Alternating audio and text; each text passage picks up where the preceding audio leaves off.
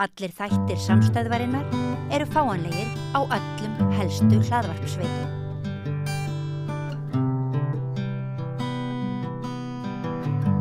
Já, við ætlum að ræða ferðaþjónustuna sem nú kannski það allavega frá svona atvinnu, mesta breyting sem orðið á Íslandi á þessar öld. Hingað komin Katrín Anna Lund sem mannfræðingur og prófessor í land- og ferðamálafræði við líf- og umhverfisvísindadeild Háskóla Íslands. Já, velkomin. Takk þér. Sko sem að þegar við erum að fjalla þessar breytingar sem eru gríðarlega miklar, þá svona stundum látið eins og að ferðaþjónustan hafi viljað þróast með þeim hætti sem hún hefur verið og það sé óhjákvæmilegt að aðra leiðir til þess að reyna að stýra inni með einhverjum hætti uppbyggingunni væri þá til þess að eyðileggja hana, annað hvort færði þetta svona ef þú færði þetta ekki og þess vegna eigum við bara að mæta ferðaþjónustunni eins og hún því að þannig hlaut hún að verða.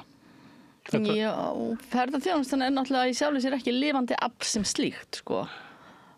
Og auðvitað, sko, hún sprettur upp úr engu og allt í hennu bara varð hún til. Og það mjög mikið með við þetta, þú veist, 2007 og 2010, sko, eftir hrun, eða 2008 og 2010 eftir hrun og svo Eyjafjallajökull. Sem stærsta markaðsgjöf sem Íslendingar hafa fengið. Akkúrat. Og auðvitað var ferðaþjónusta að byrja áður bara á annan hátt og kannski ekki með sama offorsi. En sko, það hlýtur náttúrulega að verða að stjórna atvinnuvegi. Atvinnuvegur ekki með, sko, hann er ekki lifandi fyrirbæri og það hlýtur að það segir sig sjálft að það þarf að stýra því sem að sprettur svona upp og svo það líka spurningun, sko, hver að segja að það verði að leyfa sig bara að þróast eins og þetta sko. Ég held að það sé ríkjandi trú meðal stjórnvalda að þannig sé best að stýra samfélaginu, að leyfa þeim sem að sjá hagnarvon í einhverju starfsemi að ráða för, því að það eru þeir frumkvöðlarnir, athafnaskáldin sem að munu færa okkur hinn góða heim og alla tilraunir okkar til þess að reyna að hefta þá verða þá til þess að laska samfélagið eða minnka möguleika okkar til þess að þroskast og dafna. Ég held að þetta sé bara, þannig var fiskeldi byggt upp og þannig ferðaþjónusta byggt upp og þannig tala langflesti stjórnmálamenn að hið opinbera eigi ekki að vera fyrir. Já, en hvernig viljum við sjá ferðaþjónustuna vaxa og dafna? Ég held hún geti alveg, hún vex og dafnar þó svo að það sé gripið inn í og þó svo henni sé stýrt. En það líka spurning, sko, á hvaða hátt viljum við sjá hana vaxa og dafna? Ég geti spurt, sko, á hvaða vettvang gætu þau vera að ræða þessar spurningar. Þannig að ef að trúin svo sem ég var að lýsa, að besta niðurstaðan hlýtur að koma með því að leyfa hagnaðinum að ráða för, þá þurfum við ekki að halda hennar þjóðfund. Því að besta samfélagi kemur út úr vinnu markaðsaflana. Þess vegna þurfum við ekki að vera einhverjum stjórnmálavettvangi að segja hvernig viljum við hafa Ísland. Við fáum það bara Ísland sem þeir sem elta hagnaðinn. Já, en sko... Ég ekki sammála þessari niðurstöðu. Nei, ég veit það, en ég var að lesa í dag bara einhvers staðar á netinu sennilega eða í einhverju blaði eða ég man ekki hvað þetta poppaði upp, sko, að það er einhver fundur eða ráðstefna eða málþing í dag verðmætasköpun í ferðaþjónustu. Hvað er verðmæti? Hver metur það hvað verðmæti er? Og verðmætin þau eingöngu falin í hagnaði? Það kannski svolítið spurningi sem við þurfum að spyrja okkur. Já, við náttúrulega erum í samfélagi sem trúir því að eina leiðarljós þeirra sem stýra fyrirtækjum sem falið til dæmis uppbygging ferðaþjónustunnar að skila eigendur sínum sem allra mestum arði. Þannig að það einn mælir í borðinu sem eru arðgreiðslur til eigandana, hversu mikið fé hægt að taka út úr þessu rekstri og færa eigendunum. Og hugmyndin hefur verið svo, sem ríkjandi undanfarnar áratugi, að önnur leiðarljós í rekstri fyrirtækja, við eigum ekki að hafa þau. Já, en hver eru eigendunir? það eru oft ykkur ríkikallar Já, svo lífeyrissjóðir og alls konar dót. Já, en hefur þetta ekki bara svolítið að gera með það sem við erum að tala til dæmis í sambandi við fiskveiðar og annað hver er auðlindin, hver á hana? Já. Og þarf ekki svolítið að stjórna því hvert auðurinn fer, hvert fjármagnin fer, hvernig ætlum við þetta til dæmis ef við hugsum það sem er að gerast út við Miðjarðarhaf, það sem fólk er að mótmæla ferðaþjónustunni. Það er að hluta til að því að hagnaðurinn, hann fer úr landi. Hagnaðurinn, hann skila sér ekki tanga sem hann ætti að skila sér til fólksins. Og ef við horfum á þetta hér, hvert er við erum náttúrulega, það er ekki að gerast, það sem er að gerast þar er ekki að gerast hér í tengslum við mótmælin, en ég held við þurfum að passa okkur. Þar er líka verið að mótmæla að ferðaþjónustan bara valtar yfir samfélagi sem áður var. En gerum við það ekki hér? Ég bý niður í bæ og alltaf búið niður í bæ og það er náttúrulega gera ólíkur bæjarhluti.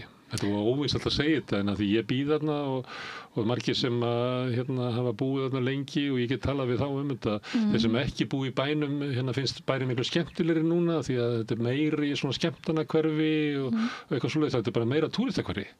Og það þjónar ágætlega ef þú býrð í Fossvoginum eða í Grafarvoginum, en þarna dó eitt merkilegasta íbúðahverfi, þéttbýlasta íbúðahverfi landsins.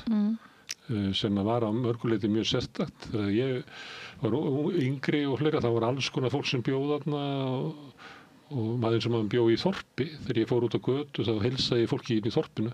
Núna hitti ég aldrei mann sem ég þekki niður í bæ. Já, ég veit alveg hvernig þetta er með mig. Ég bý líka nálægt miðbænum og ég hef búið á ýmsum stöðum en mjög mikið nálægt miðbænum. Ég bý ekki í miðbænum en ég hef alltaf sagt við eigum það miðbæ sem við eigum skilið á hverjum tíma. Við eigum bara einn miðbæ. Í stærri borg þá gæti fólki sem áður bjó í miðbænum flutti yfir í gamla verkamannahverfið og gert það upp. Ef við eigum ekkert annað hverfi sem að virkar sem miðbær. Menn að allt hitt eru bara útkverfi. Já, og ég er alveg sammálaður þar og hann hefur tekið mjög miklum breytingum á alls konar hátt. Bara, síðan ef ég horfi á þegar ég bjó í miðbænum árið 1990 og í kringum það tímabil, að þá voru allir í Kringlunni. Og það var enginn í miðbænum nema náttúrulega bara þeir sem bjöggar. Já, en þá voru alls konar svona litla búðir sem vegna þess að það var lægri húsaleiga og þá gat ýmislegt dafnað. En núna er húsaleiga svo há að það er engar verslanir nema sem að þjóna ferðamönnum sem að lifa þarna og það eru engi veitingastæði nema sem að þjóna túristum sem að lifa þarna. Þannig að það er eiginlega sami kúnni norðin við alla þjónustu sem er alveg þveröfugt við það sem hún til halda miðbær væri. Já, ég er alveg sammálaður. Þetta hefur verið að gera svona hægt og þetta er svona, ég hef verið mjög mikið að þrjóskast við. Ég fer í miðbæinn og ég veslaði í miðbænum, allt sem ég get veslaði í miðbænum, en svo er þetta svona augum að svo opnast fyrir því að þessar búðir sem að voru þarna, þær eru að fara og það er en það eru samt, við skulum reyna að halda í það að við erum með veslaniðana sem eru ekki bara stílaður og ferðamannin og þá kannski að hvetja til þess að séu notaðir. En ég er bara... Þú tókast þetta dæmi að þú þarf að væri ekki komið að því og þú þarf að kannski erum við komin að því að Íslendingar fara að mótmæla. Það gæti verið fólk sem að býr í miðbænum sem að gæti sagt það er bara ekki enn eina lundabúðina. Gæti verið fólk eitthvað starf á Suðurlandi sem er búið að fá nú. Það er það sem ég er að hugsa til dæmi að öll þróun, allt skipulag er einhvern veginn svolítið sérstaklega á Suðurlandinu, ofsalega mikið miðað við ferðamennsku og ferðamannin og við erum búin að vera að tala óbáslega lengi það er búin að vera markmið hjá ferðaþjónustunni, ég veit ekki hvað lengi, að dreifa, að reyna að sjá til þess að ferðamenn dreifist frekar landið. Hvernig ferðaþjónusta er rekin býður ekki upp á það? Nei. Því að þau fyrirtæki sem að hagnast á ferðaþjónustunni, þau hagnast meira á því að fá ferðamenn í stuttan tíma sem leigja bíl, borga fyrir hótel, fara á staðina, þess sem þeir eiga að sjá, fara svo úr land aftur og fá svo nýja ferðamenn. Það er náttúrulega vegna þess að viðskiptamódel þeirra sem í viðskiptum núna er miðað við viðskiptin eins og þeir eru núna. Það er það sem ég er að segja. Þannig að það er svona íhaldssemi í þessu. Já, það er íhaldssemi í þessu og þess vegna, eigum við að fara að, ég held að við getum gert kröfur á það að sé farið að hugsa aðeins öðruvísi og ég held að sé ekki bara að ég segi það eða við fræðimenn erum kannski veltaði fyrir okkur, heldur líka að við búum á viðsjárverðum tímum. Við gerum það. Hvernig það? Varðandi loftslagsbreytingar til dæmis. Varðandi það að við förum að hugsa og umgangast náttúruna á allt annan hátt en við höfum gert. Við höfum ekki, ég tel að við höfum ekki leyfi til þess að setja okkur ofar henni og selja hana sem slíka. Við verðum að vinna með henni og út frá því hvernig, hvað við höfum í höndunum, við verðum að fara að hugsa aðeins öðruvísi umhverfið. Er það svona á sandi byggir heimskur maður hús? Að það er heimsk þjóð sem ætlar að byggja afkomu sína á eiginlega hlægilega ódýru flugfargjöldum á milli landa sem eru að eyða loftslaginu? Já, ég get alveg tekið undir það. Þannig að við ættum eiginlega bara alls ekki að reyta undir þessa þróun. Ég held að sé hægt að ýta undir hana annan hátt, af þann hátt sem að kannski að til dæmis að það væru kannski öðru vísi áherslur með og ef við getum tekið inn til dæmis áherslur á náttúruvernd og það að við viljum vinna með náttúrunni í ferðaþjónustu. Þetta held ég að við sjáum að í þetta venjulega svo kallaða millistétta fólk, hvíta millistétta fólk sem við erum að horfa til sem ferðamanna, það er oft á tíðum fólk sem er einmitt á þessu vilja vera hluti af náttúrunni og stunda jóga og drekka heilsusamlegt te og upplifa frekar en bara að fara til þess að sjá staði og fara svo aftur. Og ég held að þetta sé alveg markaður, en þetta er ekki markaður sem gefur sama hagnaðinn endilega á skömmum tíma. En er þetta ekki markaður sem að var hérna? Það voru mikið svona þýskum túristum sem að voru einmitt að sækja í svona náttúru? Jú, það var það. Og og þetta er líka fólk sem að kannski ferðast meira á landi og svo er náttúrulega líka þetta módel sem að ég var á ráðstefnu hérna í lok september og ég er að vinna að bók með norskri vinkonu minni hins svo kallaða heitir það ekki á almenningsréttin á norsku, það er almenningsrétturinn og við vorum með málstofu þarna þetta byggða á bókinni og ein athugasemdin sem við fengum utan úr sal var snýst allt bílastæði á Íslandi þegar það koma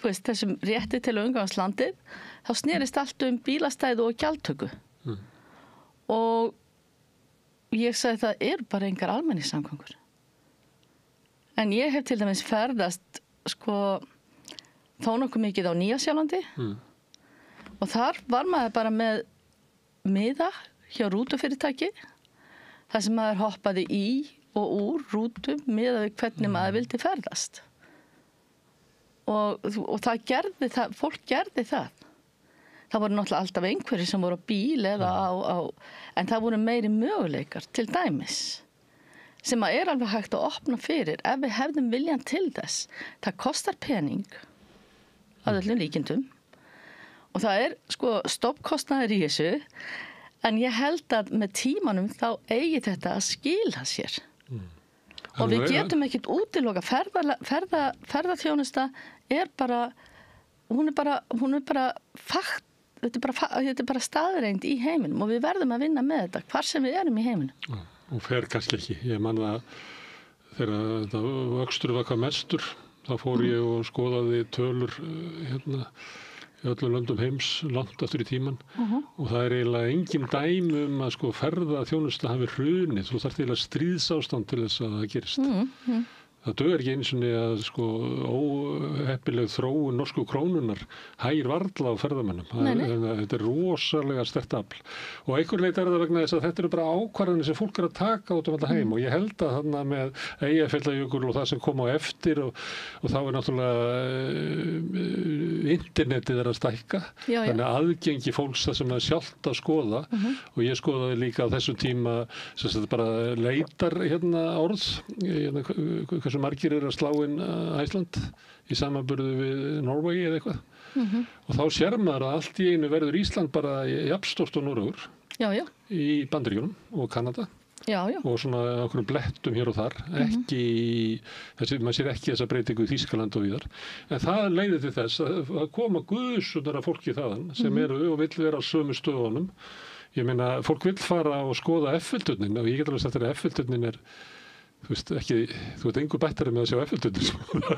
Ég veit að Þannig að fólk kemur bara og fer og vill skoða eitthvað og allir þessi staðir sem þú vilt sjá og þeir eru náttúrulega stórkostlegir staðir, Jökulsárlón, þú veist, Þingvellir að horfa á hérna Evrópu og Ameríkuflekan og og sjá, þú veist, það eru náttúrulega stórkostlegir staðir hérna sem eru hérna og fólk kemur og vill sjá þetta og það ekki þetta að stýra þessu. Það að segja, af hverju fer ekki fólk til Vestfjarða? Þú veist, hvað ætlar að gera til þess? Við hefum Bláa lónið, sér það að fólk Bláa lónið ennþá númer 1 af því sem að útlendingar fara. Og ég meina ekki þetta mér að fara í Bláa lónið. Nei, en þetta hefur líka með markaðssetningu að gera. Hvernig við setjum þetta fram? En heldur þetta sé ekki þannig að þetta svona orðsporið fer bara frá einum til annars og þannig að þetta sé eitthvað sem í gangi þarna úti? Justin Bieber hérna við í einhverju gili eða við einhverju flugvél allt í nettu bara komið með sko það eru 500.000 manns sem að vilja koma og vera við þessa flugvél.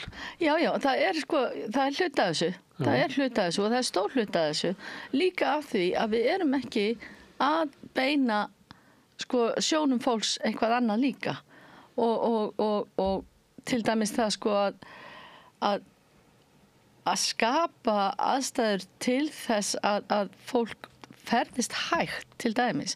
Nú eru að koma upp sem sagt stefnur innan ferðaþjónustunnar í sambandi og náttúrulega, þú veist, slow travel er búið að vera lengi og þarna þú veist, stór kunnahópur, það sem er kallað nærandi ferðamennska og annað slíkt. Þetta er eitthvað sem er alveg hægt að, þú veist, við getum stýrt með því að beina ferðamennskunni líka eitthvað annað, jafnvel þó að þetta sé til staðar.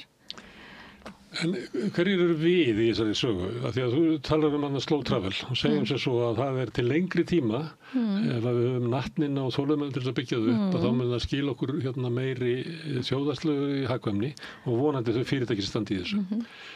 Ok, svo segjum að ég sé að stofna fyrirtæki og þú leggur þetta til við mig og ég segi, fjárfestingi sem ég að fá frá fjárfestum og hún skila sér bara alltaf hægt í þessu og ég get með því að fara bara í því að keyra þetta eins og það hefur verið gert hingað til en þá get ég verið búin að skila fjárfestunum sko síni fjárfestingu bara eftir 6 eða 7 ár og svo þetta bara linnulaust bara hreinn hagnaður. Þannig að ég hef enga hvata til þess að fara þína leið þótt að þú tellir hann að vera eina réttu. Nei, en hvað myndir þú hugsa, hvert fer þá hagnaðurinn, þú veist, hvert skilar hann sér? Hvernig viltu hugsa þetta?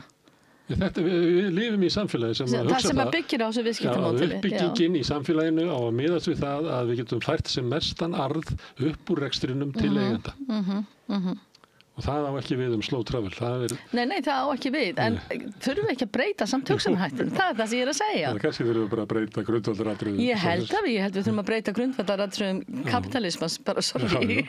Allavega að ríkisvaldið, stjórnmála vettvangur fara að ræða það hversu samfélagi við viljum. Það er nefnilega málið og það er svolítið sko, hvernig viljum við sjá þetta sko þróast? Hvernig viljum við Mér hefur alltaf verið ofboðslega illa við að líkja ferðamönnum við síld og ég held að það sé sko máli, ég held að grundvallaratriðið í ferðaþjónustu er það að við erum að fást við fólk og fólk ekki bara eitthvað sem gengur kaupum og sölum. Eins og ferðaþjónustan vill hafa þetta, að það sé bara hagnaður. Við erum að díla við fólk, við erum að díla við menningu, við erum að díla við verðmæti sem felast í svo miklu, miklu meira heldur en bara beinum fjárhagslegum arði. Og þess vegna mér illa að líka ferðamönnum við síld, en ef við hugsum hvað gerðist með síldina, þú veist, þetta getur alveg gerst. Og við dæmum hana. Já. Það var það sem ástæðan fyrir ég fór að skoða hann tölur langt aftur í tíman og ég gat ekki alveg séð dæmi þetta því fyrst þetta byrjaði að koma gusan eftir Eyjafjallajökul, þá var þessi tilfinning að við höfum eyðilagt allt sem við komum nálægt sko. Við eittum síldinni og hefum eiginlega verið svolítið þannig. En ég meina, það var náttúrulega í Egyptalandi eftir sko hryðjuverk, það voru stríð þarna, ég skoðaði eins og Sviss og Noreg þar sem að sko gengi hefur verið mjög óhagstætt sko, því að það er svo sterkt gengi, norska krónan er þetta lægri núna. En ég sá ekki alveg þessi merki allt í einu bara ofbýður ferðamönnum og þeir yfirgefa eitthvað svæði. Nei, ég held sko að það sé þessi mannlega hlið. Já. Og við getum þess vegna ekki, þess vegna ekki raunhæft að líka svo við síld. En maður veit alveg sko, fólk sem að það líka komin ákveðin sem sagt viðhorf að fara ekki til Íslands, hjá ákveðnum hópum fólk sem að við myndum gjarna vilja kæmi hingað til dæmis. Það alveg til staðar og það hefur maður séð gerast eins og til dæmis þegar ég var á Nýja-Sjálandi að það voru ákveðnir staðir þar sem höfðu túristavæðist mjög mikið sérstaklega í kjölfarið á Hringadróttinssögu og myndunum sem að fólk fór helst ekki til. Nema kannski mjög ungt fólk sem vildi fjör og stuð og sjá sem mest og eitthvað svona en fólk sem var að ferðast á annan hátt, kannski aðeins hægari ferðamáta, það var annar staðar. Þannig að sko, staðir geta alveg mist vinsældir en það ekki þar með sagt að ef þú til dæmis varst að skoða í Egyptalandi í kjölfar byltingar þá veit ég fólk sem fór til Egyptalands í kjölfar byltingar en það var bara ekki að fara til Luxor, það sem hryðjuverkin voru. Akkurat. Já, en það er þessi uppbygging eins og hún hefur verið hér og þú talar að dreifa meira landið en af því að fólk að elta það sem að hefur séð allir vilja fara, þú nefndir Egyptaland, þá vilja allir fara að skoða píramítana en svo kannski í Kaíró líka fólki sem býr þar og er aldrei farið þar. Það alls konar fólk í Íslandi sem býr í Reykjavík og aldrei farið upp í Turninn og Hallgrímskirkju en ef þú túristi þá verður að gera það. Þannig að það einhver leyti fólk alltaf að elta sömu hlutina og þá hefur verið sagt sem svo í staðinn fyrir að fara að markaðsetja Vestfirði eða Norðurlandið sérstaklega þá miklu snöður að bara markaðsetja Ísland og tvöfalda strauminn inn á Suðurlandið því að þá mun fara leggur til Norðurlands bæði vegna þess að Suðurland að sumu leyti bara of selt þannig að fólk áttar sig á því og fer að leita eitthvað annað og þá hægt og bítandi þá opnast þá fara fólk að birta myndir af sér í Dimmuborgum og við Mývatn og við einhverja staði sem að hefur alveg sömu möguleikan á því slá í gegn eins og staðinir á Suðurlandi. Þannig að það að fara að toga allan strauminn, reyna að selja honum það að nætti frekar að fara til Norðurlands heldur þangað sem að vill fara, sem að skoða Jökulsárlón og bara Reykjavík, Jökulsárlón og aftur tilbaka. Þannig að þetta með síldina og fólkið, að þú veist hvort þú getur raunverulega hafið það í hendi þér að beina fólki þangað sem að það er hagkvæmastur í þig. Já, ég skil alveg hvað við og kannski þetta líka leið. Ég meina, og ég ekki að segja að við eigum að fylla Vestfirðina fólki eða fylla, veist, það bara hvarflar ekki að mér, sko. En við höfum verið það til dæmis. Það hafa, bara fyrir nokkrum árum, þá var auglýst Norðurstrandaleiðin. Jú, og það alveg ferðamenn sem fara hana, þetta í sjálfu sér, þetta aðdráttarafl að fara einhvern svona gamlan veg Norðurstrandina og en hún er ekkert viðhaldið og það er einhverjum, sko, það er ekki gert neitt úr honum, það er bara, það má alveg, til dæmis, Þú voru að hafa þolinmæli að láta byggja upp. Það eru svona kaflar í Noregi til þess á vesturströndinni sem eru svona markasettir með þessum hætti. Já. Og þetta er leið, en þetta er ekki, sko, leið sem að fyllir staðinn snögglega af ofboðslega mörgu fólki. Og svo kannski líka með við, þú veist, því að þú talar mjög mikið og sem að ferðaþjónustan byggir mjög mikið á, er þetta sjónræna gildi, að þú eru að sjá allt. Þú veist, við gleymum öllu öðru, við gleymum lyktin og vatninu. Ég verður að taka mynd af mér á staðinn. Já, einmitt, sko. Þú veist, en það er svo margt sem við getur ekki tekið mynda, sem að alveg, getur verið bara mjög mikil upplifun líka, sko. Og þá er það ekki síst það sem við verðum að passa, það er gestrisnin. Það er þessi samskipti milli ferðamannsins og heimamannsins. Þetta snýst ekki bara allt ferðamannin. Þetta snýst líka að því að við erum manneskjur og þetta snýst menningu, samskipti. Þetta er ekki bara eitthvað eitt. Þetta er svo margt. Og það er allt þetta sem við þurfum líka að hugsa í sambandi við ferðaþjónustu. Og ég held að mörgu leyti að þetta hefði til dæmis þarna í Miðjarðarhafinu, sko, á þessum stöðum, ef að það hefði alltaf verið útgangspunkturinn, sko, þá væri að það sem að fólk á Kanaríum er að mótmæla er ekki ferðamaður, en heldur frekar þessi iðnvæðing á ferðaþjónustunni, iðnvæðing á manneskjunni, sko. Skilurðu hvað ég á við? Ég ferðaði það þessum skosku eyjarnar og hálöndin.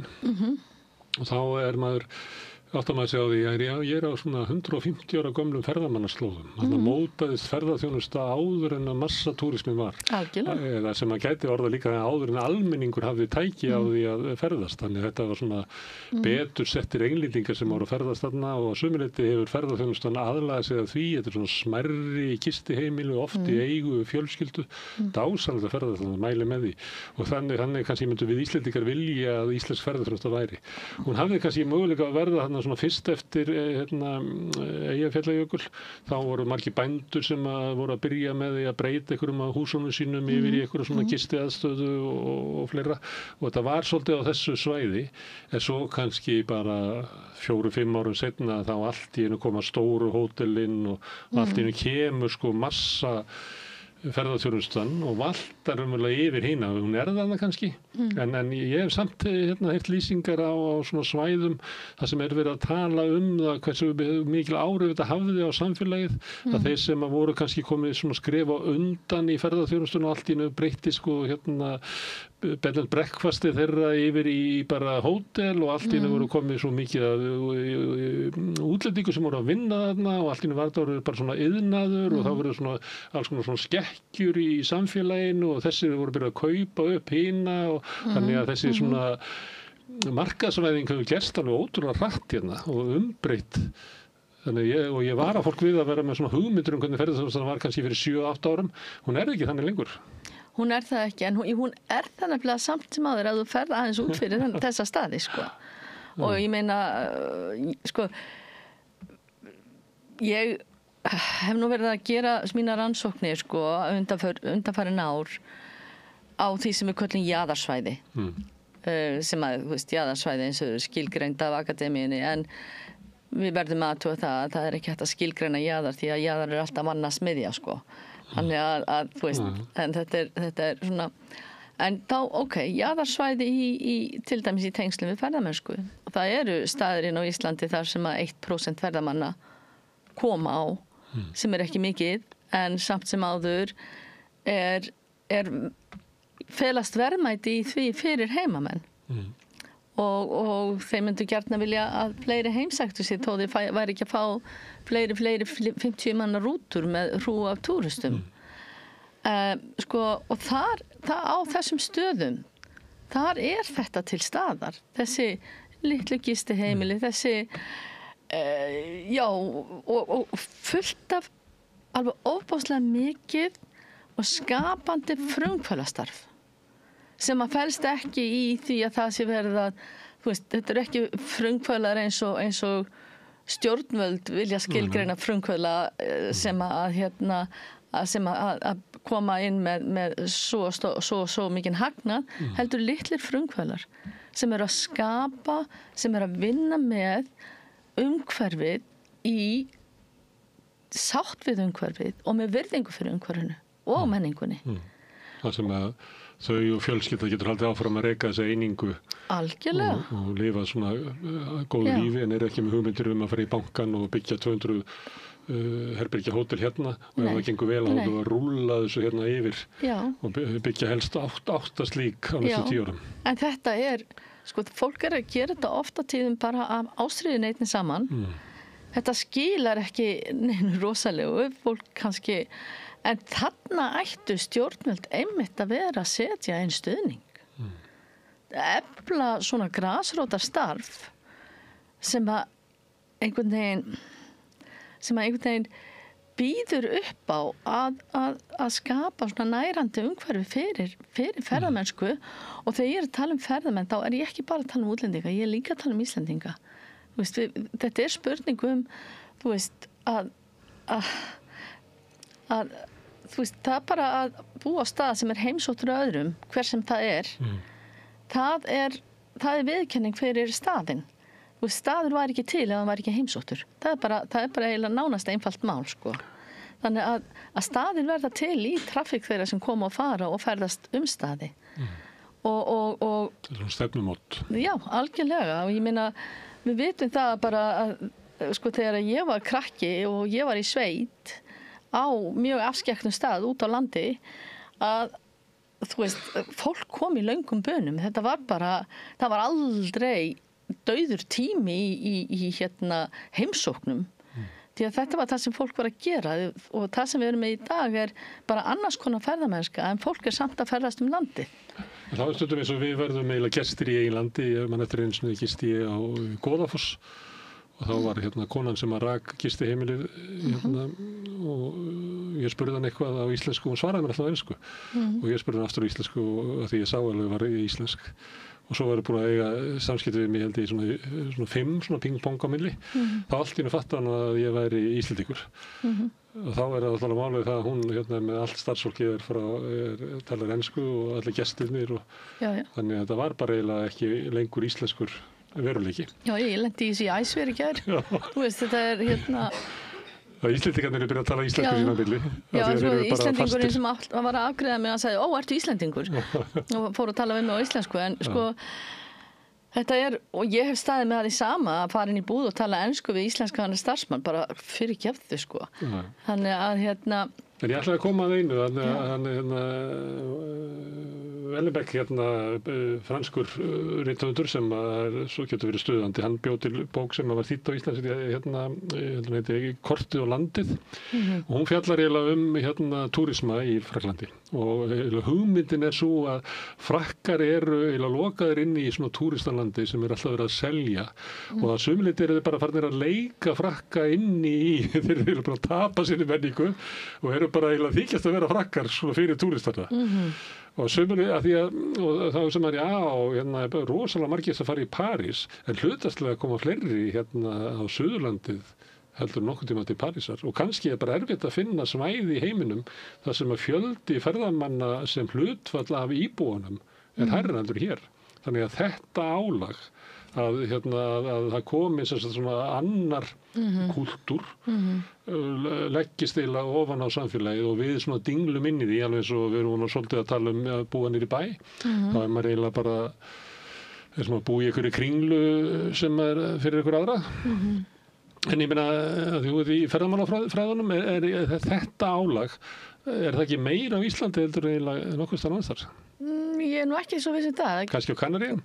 Gæti til dæmis, ég meina og það er fullt af stöðum þar sem að það er mjög mikið þú veist ég þekki til í Tromsø í Noregi, það er talað það sama þar og hér og hvernig þetta hefur sérstaklega aukist núna því að norðurslóðir orðnar mjög vinsalar og þarna er kannski öðruvísi, það eru aðrar ástíðir að veturinn sem vinsæll en ég held að þetta sé ekkit einstæmi, en ég held við megum ekki sko alltaf hugsa, við búum sko, við verðum held ég að hugsa svolítið það að sko með bara hreyfanleika fólks í hvaða formi sem það við búum í mjög margbreytilegu samfélagi og við megum ekki hugsa ferðamannin sem hina og okkur svo okkur og eitthvað aðgrein við erum líka turistar við erum það, við erum ferðamenn ekki heima hjá okkur akkur ekki okay. Akkur ekki það er kannski það sem hvort þú landið fjallar að þú veit að eldar þau sem túristi bara heima þér ég held að við séum ekki bara þú veist, ég finnst þú veist, heimurinn sem við búum í dag hann einkennist af hreyfanleika fólks og hugmynda og fyrirbæra og við erum bara partur af því hvar sem við erum í heiminum og hvar sem við erum stödd þetta kannski, þú veist Ok, en þú ert að segja að við verðum eiginlega að koma okkur saman hvernig við viljum þetta þróist og ég verið að segja að kannski hefur við ekki þann vettvang ég manna meira að segja áður en að túristabólan byrjaði þá man ég var annarkort var á Helluða Hvolsvelli í svona búð sem að þar var það eitthvað búið að breyta nafnaðum og ég var svona það sem að kjötið var selt og þar var allt bara lærisneiðar í einhverju kryddsósu sem eru búnar til fyrir fólk sem í sumarbústað og ég hugsaði aumingjans fólki sem býr hérna þú veist, það verður að lifa eins og þessi í sumarbústað og þarf að grilla allt sumarið og meðan að vertið gengur yfir því að maturinn sem svona bara venjuleg heimili kannski þurfa að hafa hann bara hverfur og þetta bara því að túriðina þeir sem voru í sumarbústónum voru kannski 7 sinnum fleiri heldur en íbúarnir á Helluða Hvolsvelli þannig að það er þessi breyting sem að verður að þú þarf því að aðlaga þig að Já, og það gerist alls staðar í heiminum á einhvern hátt, sko. Það ég meina, 1995, þá bjó ég í litlu þorpi á Spáni og var að gera doktorsrannsóknina mína. Og það var einmitt þorp sem var, sko, 1400 metra hæð við sjávarmáli á suður Spáni, á stað það sem var að umbreytast í svona ferðamannastað. Því að þá voru allir búin að fá nóg á ströndinni og ferðamennska var fann að leita upp í fjöllin og sérstaklega svona ferðamenn sem vildu ekki það sem að ströndin bauð upp á. Og það var einmitt, það var sama umræðan. Það var, þú veist, búðin ekki fyrir okkur núna. Þetta var svona cirka 300 manna þorp. Yfir hásumari voru 18 barir opnir í því. Þannig að þú veist, hver hafði við 18 barir eitthvað. Þetta er svo miðbari. Já, en sko, og það voru allir að stíla inn á þetta, en svo einhvern veginn fór þetta svona aðeins að sko, fólk áttaði sig á því að það var ekki sniðugt að vera með 18 bari og það var engin sko að græða á því að en þú veist, þetta voru bara hugmyndina sem fólk fékk, það kom ferðamenn opnum bar og en samt sem áður sko, þú veist þorpslífið gekk alveg sín bara, þú veist eins og það hafði alltaf gengið og það voru kannski meiri áhyggjur hjá sumum að því að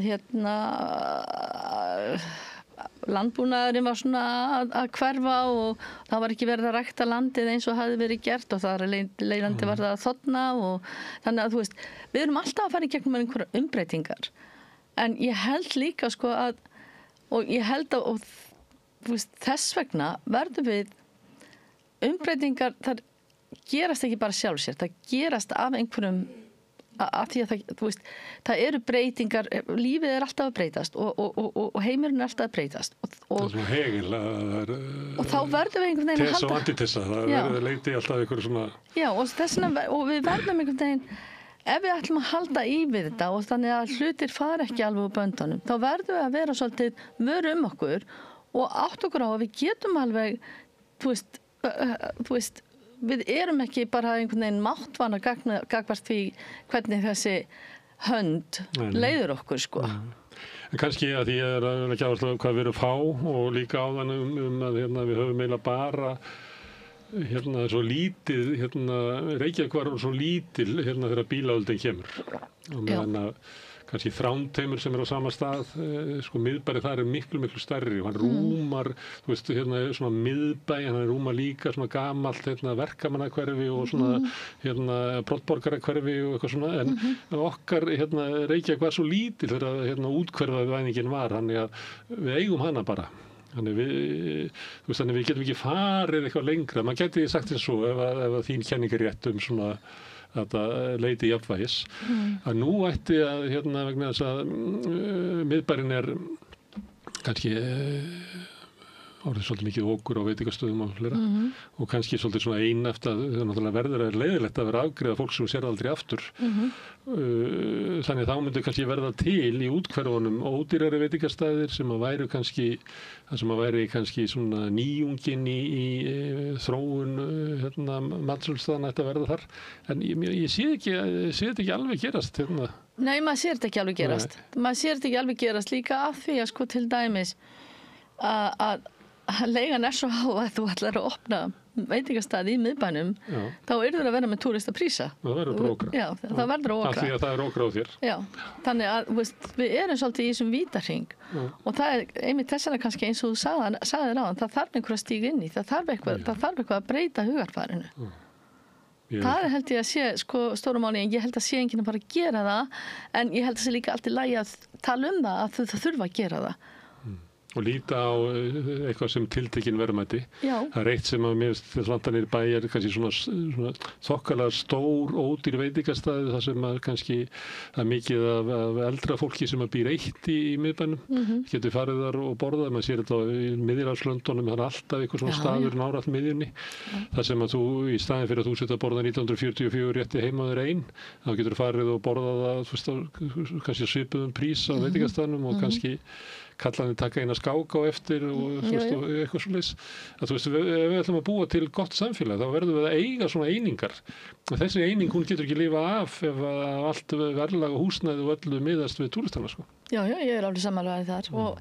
En við höfum kannski ekki heldur þú veist, menningin okkar hérna á Íslandi var alltaf svolítið lokuð inn í húsum, heimahúsum.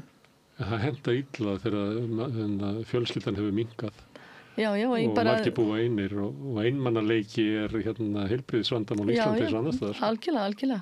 En þetta maður sá þetta bara þegar ég bjó á Spáni að þú veist það var alltaf þetta að fara út og fá sér eitt drykk og spila spil og fá sér tapas og fara svo heim og borða þar, en það er náttúrulega borða fólk klukkan 10 á kvöldin og þetta var, þú veist það er miklu meira þetta félagslíf, ef maður getur sagt sem að fólk vill taka þátt í allan tíman, en það er einhvern veginn ekki svo mikill menningarlegu grundvalli fyrir því alltaf á Íslandi, en ég tek alveg undir með þér, akkur ætti það ekki að vera. Og kannski er það eitthvað sem við þurfum að breyta líka.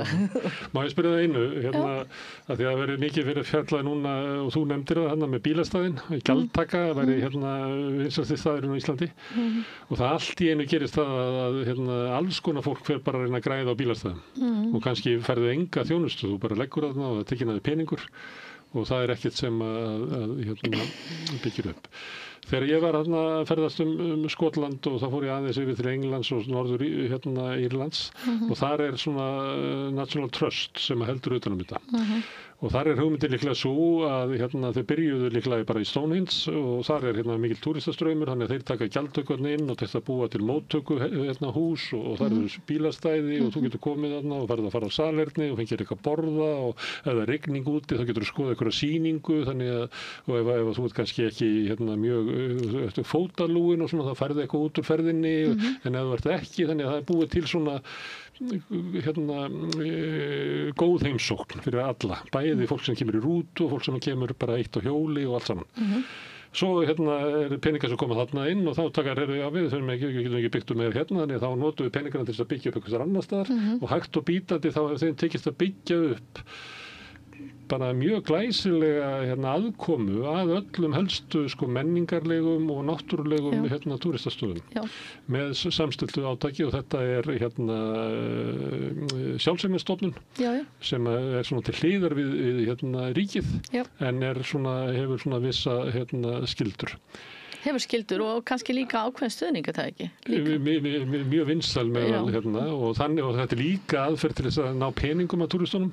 Þannig að að við búum þá borgum við bara árgjald og getum heimsótt alla staðina. En ef ég kem þarna og bara í viku, þá það akkúrat gjaldi sem að vera að rukka mig inn til þess að fara inn á þennan stað, aðeins ódýrara heldur en árgjaldið, þannig að ég kaupi alltaf stykki fyrir stykki. Og þetta svona svipað og eru vatnabússarnir í Feneyjum, það sem að hvert far rándýrt, en ef þú kaupir árspassa, þá það kannski bara svo 3 för, þannig að það bara aðferð við að ná peningum af túristunum. Á hverju hafa Íslendingar ekki farið til þessa leið? Ef við höfum farið þessa leið þá hefðu við getað notað Þingvelli til þess að byggja upp aðstöðu við Reynisfjöru sem hefur notað aðstöðu til þess að byggja við Jökulsárlón sem hefði síðan verið hægt að fara með einmitt á jaðarbyggðirnar, jaðarsvæðin sem ekki jaðar og haldið áfram uppbyggingu í staðinn fyrir núna auðvitað peningurinn tekinn af ferðamönnunum en það bara einhverju sem græða á því að þeir áttu einhverja lóð undir bílastæði. Ekki spyrja mig á hverju, en þú veist, ég veit alveg hvað átt við, ég bjó í Skotlandi, ég lærði í Bretlandi, ég veit alveg nákvæmlega hvað þú ert að tala hérna og þetta mjög undarlegt að okkur hafi ekki, þetta bara eins og með almenningssamgöngunar og annað slíkt, eins og þú segir, fólk kemur á hjólum, fólk kemur á rútu, fólk kemur á bíl, fólk kemur, þú veist, það allir möguleikarnir eru þarna inni og þú leggur á þessum stæðum sem eru vel útbúin og það eru öll aðstæða þarna. Þetta ætti ekki að vera mikið mál eins og þetta sett fram, Þetta ætti ekki að vera mikið mál, en þetta hefur ekki verið gert. Og ég held að þetta bara orðin klísja, en samt klísjan ég held hún eigi alveg við, þetta bara smá vilda vestrið, og við leifum því einhvern veginn að viðgangast. Ég algjör svona stjórnleysi. Já. En ég meina, ég er svo laus við þessi blessuðu upp því að ég keyri ekki. Og ég held að þegar fólk fyrir að tala þetta þá hugsa ég, hvað minn góður, hvað ég fein að ég bara þarf ekki bara að hugsa þetta því að þetta að setja, þetta að leggja frí hjá fólki á hliðina því að það veit ekki hvaða app það á að vera að borga fyrir bílastæði. Þetta er bara stressvaldandi. Og akkur er ekki hægt að skipuleggja þetta á einhvern hátt þannig að það sé ekki einhverju dúddárið í bæ bara sem að geta verið að rukka þig hvar sem þú ert. Það við trúum að dúddarnir munu byggja upp besta samfélagið. Ef ég segja það sem ég var að segja áðan með orðalagi. Það er trú stjórnvalda að dúddarnir, þeir viti best. Og ef dúddarnir elta hagnaðinn, þá verður þeir gott samfélag. Það svolítið málið held ég. Það þarf að grípa inn í og það bara, nú erum við bara komin þangað sem við vorum eiginlega að byrja. Það þarf eiginlega að grípa á einhvern hátt inn í að láta hlutina ekki bara vaða stjórnlaust áfram. Og ég vil ítreka það að við verðum, mér finnst við hafa skyldur til að gera það út af því að ferðamennska bara miklu meira en það að vera eitthvað tæki til að koma inn með hagnað. Og þá verðum við að hugsa hvert hagnaðurinn að fara, hvað hann á að gera og það akkurat eins og þetta með National Trust í Bretlandi. Það bara frábær fyrirmynd. Já. Hvað á hagnaðurinn að gera? Þessi hagnaður sem kemur inn. Hvað gerum við þetta? Og hvernig viljum við vinna í sátt við umhverfið, ekki bara vinna á umhverfinu og segja hér eru náttúruperlur, seljum þær. Fólk vill sjá þetta, fólk vill sjá þetta, en gerum það ekki á þennan hátt, gerum það með hugsun. Og svo líka þetta gerir það bara vel. Alltaf þessum húsum sem ég var að vísa sem svona móttökustæðir og kemur þarna inn og svo labbaru að því sem attraksjónin eða það sem það koma að sjá. Þá þetta oft gert svo fallega aðkoman. Ég man eftir, Norðmenn hafa einhver leyti farið svona svipaða leið, kannski ekki jafn svona afgerandi og ég man eftir einum stað sem var kannski svona svipað og Seljalandsfoss. Það var svo fallegt þegar maður kom inn og svo labbaði maður í gegnum og er að fara út á svæði og svona fossinn opnast fyrir manni. Þannig að allt gert á svona einhverju natni smekkvísi sem annað heldur en þess að þú kemur á Jökulsárlón sem verður að segjast bara eins og eitthvað svona furðuleg vertíðarstemming En svo getur heims og staði eins og hvað heitir þetta, gestamóttakan eða þannig Ásbyrgi sem er alveg ofboðslega fallegt, sko. Þessi staðir alveg til. En hvernig þeir, og ég bara, það er ánægja að koma þangað inn. Og vísir af því á Þingvöllum. Algjörlega. En því ég er svona svolítið nörd og var á þessu stöðum, þá reikna ég alltaf, þetta er svona margir sem kom hingað. Já, þetta væri þá svona svipað og getur verið Seljalandsfoss. En svo hugsaðum að móttaka sem er á Þingvöllum, hún er svona svipað og er í Bretlandi hjá einhverju sem er að taka kannski bara 1/6 af þessu gestum. Þannig að jafnvel það sem þetta er vel gert hjá okkur í samanburði hina, að þá erum við einhvern veginn eins og við séum bara langt á eftir. Því þarna ætti að geta verið sko miklu glæsilegri aðkoma. Jöp. Herðu, aldrei skaman að fá þig að koma hingað og tala þetta því að þetta er náttúrulega mikla samfélagsbreytingar. Já, það er það. Og eitthvað sem við þurfum bara að vera svolítið vörum. Já, Katrín, kæra þakkir. Takk fyrir. En við erum að reyna að ná í skottu á heiminum sem er alltaf að breytast hraðar en við náum að skilja. Næsti kafli er eftir augnablik. Alþýðufélagið er eigandi samstöðvarinnar. Markmið félagsins er að auðga og bæta umræðu í samfélaginu. Allir geta gengið í Alþýðufélagið með því að skrá sig fyrir áskrift að samstöðinni. Samstöðin.is. Ég heiti Kristinn Sigmundsson og styð samstöðina. Samstöðin er óháð sjónvarpsstöð sem fjallar þjóðfélagsmál á vandaðan og yfirvegaðan hátt. Ég skora á ykkur að styðja hana með því að gerast áskrifendur. Samstöðin er ómissandi.